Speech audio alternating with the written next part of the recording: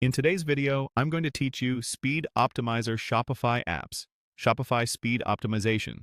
We'll walk through finding a reliable speed app in your Shopify admin, reviewing its details and feedback, and completing the installation so you can start optimizing load times right away.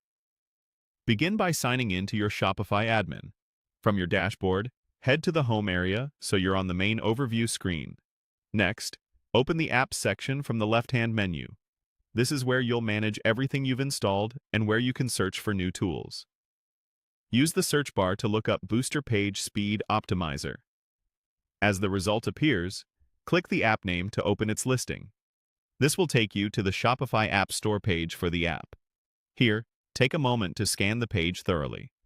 Click through the key sections and highlighted areas to understand what the app does, how it integrates, and which parts of your storefront it affects. Look at the feature descriptions, screenshots, and any notes about compatibility with your theme. A quick tip: interfaces can vary slightly depending on your store, so if a button or tab looks different, focus on the label rather than the exact position. As you scroll, find the pricing section and confirm that a free plan is available. Click into the plan details to see what's included at no cost. This helps you set clear expectations before you proceed.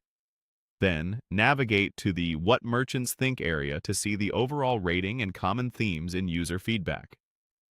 Open the Reviews section to view the full list. It's a good idea to click into a specific review to read a detailed experience, then go back to All Reviews to see broader patterns across different stores and timeframes. Pay attention to comments about ease of setup, impact on page load times, and support responsiveness. When you're comfortable with what the app offers, return to the app header on the listing and choose Install. Shopify will show you the permissions the app needs to run.